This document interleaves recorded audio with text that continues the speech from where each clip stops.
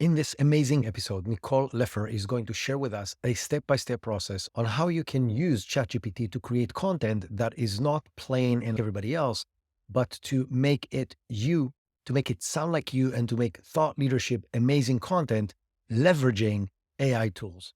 But if you missed our previous episode with Yuval Machlin, you should go and check that one first, because Yuval is sharing how you can create amazing videos that you can use for internal training or marketing or customer service or any reason you need videos in seconds instead of weeks and months. Go check it out first, come back to this one. And now let's dive to the conversation with Nicole Leffer. Hello and welcome to Leveraging AI, the podcast that shares practical, ethical ways to leverage AI to improve efficiency, grow your business, and advance your career. This is Isar Meitis, your host. And I'm really excited today because we have a topic that a lot of people are struggling with. Maybe the most common use of ChatGPT and AI tools today is to create content.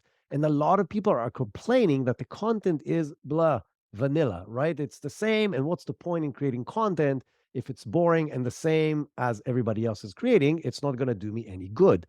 The reality is there is totally a way to have ChatGPT and tools like it create amazing content in your voice. And our guest today, Nicole Leffer, is an expert on exactly that. Nicole, welcome to Leveraging AI. Thank you so much. I'm so excited to be here. Nicole, why would I use AI to create, or why would I invest more time in AI rather than writing a simple prompt in order to get more of me and a more fun outcome?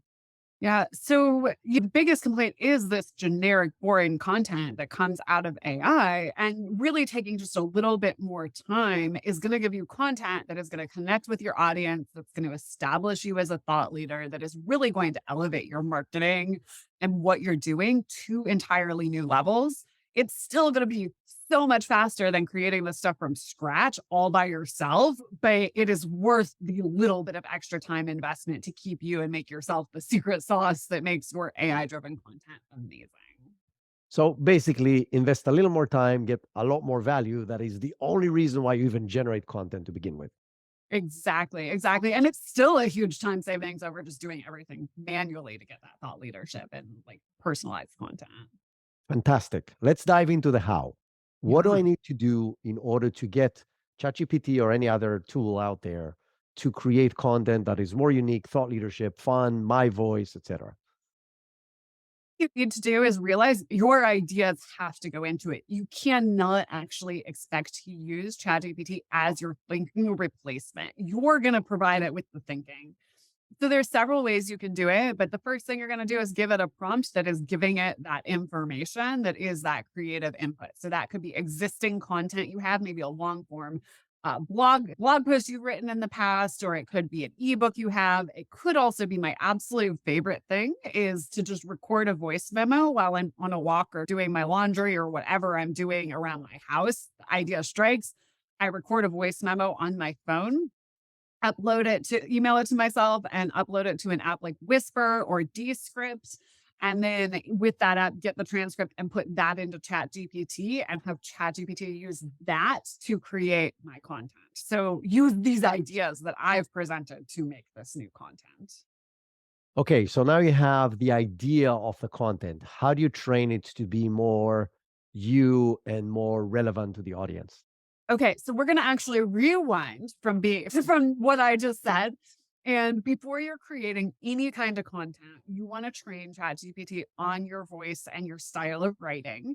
I recommend doing this, different styles of writing for different purposes, any kind of content you create. So you're going to train it on your voice, on certain styles of blog posts, certain styles of LinkedIn posts, create all of these different prompts. The way you're going to do that, so you're going to go into ChatGPT and you're going to write a prompt that essentially tells it that it is a AI that specializes in creating AI, analyzing text and writing a description for future AI systems to write like that.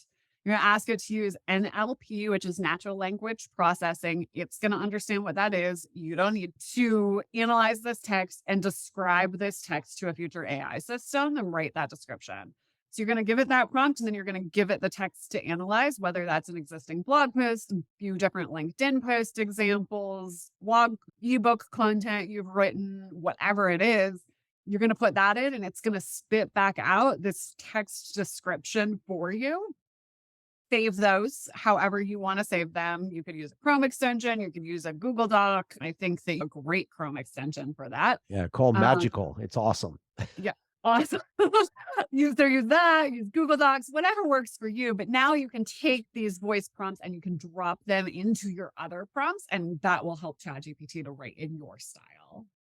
So really what you're saying is it will create something that says, write the next segment in a funny, witty voice that uses this kind of structure, that often use these kind of terminology, that it developed based on your actual writing, and then it will know how to write like you. That's basically what you're saying. Exactly. And it is going to do a much better job of analyzing and describing your writing style than you ever will, because it's going to pick up on things you didn't even know you did. Awesome. So now I have the raw content and I have my voice that I'm reusing the snippet. What else do I need to put in there to make the content awesome? So a few things. First, you want to think about who is the absolute ideal partner to be working on this with. If you could work with literally anyone in the world, who would that person be? So maybe it's the top Google Ads expert copywriter in the world. And so you would tell ChatGPT, you are the top Google Ads copywriter in the world, and you specialize in writing copy that gets really high conversion and click-through rates. And tell ChatGPT it is that. So that's the first thing you want to put in there. The second thing is really clear directions about what you want to get back. The third thing is you want to tell it what your company does. It's not going to know. It has no idea who you are. I don't care how many times you've used ChatGPT, it doesn't know who you are. So you got to tell it what your company does. You want to tell it what persona it's rating for. So the more you can give it about who this content is for, the industry you're serving, anything like that. So you're going to give it all of this kind of information as part of your prompt to ask it to write that content for you. Okay. And then you hit enter and you get a response. What do you do then? Ideally, you're going to do this in chunks. So you're going to not just say, write me a blog post based off of this. You're going to say, write me a outline of a blog post, or give me 5 ideas for blog posts and then write me an outline of it. But at each step, before you move on to the next step, what you want to do is, if you hover over your initial prompt, there is a button that appears. It looks like a pencil and a piece of paper. You want to click that button. That is the edit button. And you want to look at the results of what you just got, and anything you want to change about it, you're going to edit your prompt to change it and save and submit and get a new version that is the edited version that is closer to what you actually want on your output. Awesome. So then now I have the version that I like, that is the outcome of repeatedly changing and editing the prompt. What are the next steps?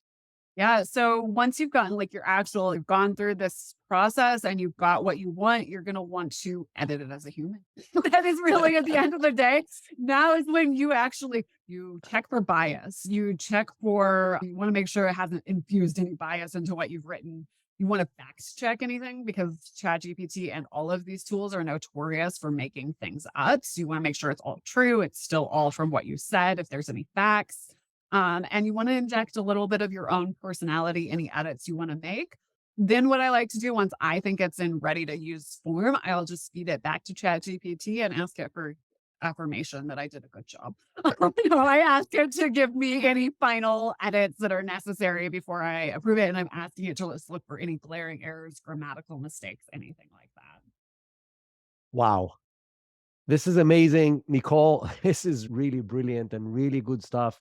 And again, I've been following you for a while, so I've seen your content, so I know the outcome is absolutely amazing.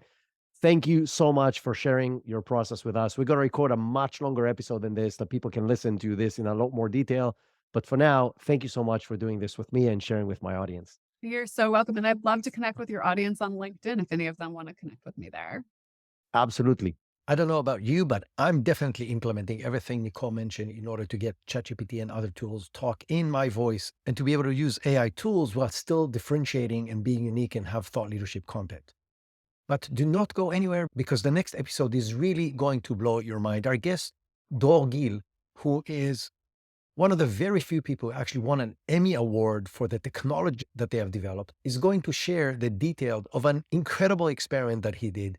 He developed a complete startup, beginning to end, from an idea all the way through all the different implementation steps to an exit strategy and legal documents for the exit, using ChatGPT in just 1 hour. And in the next episode, he's going to share all the details on exactly how he did that and how you can use ChatGPT in different aspects of your business. And remember, there's still that surprise guest coming up, so do not go anywhere.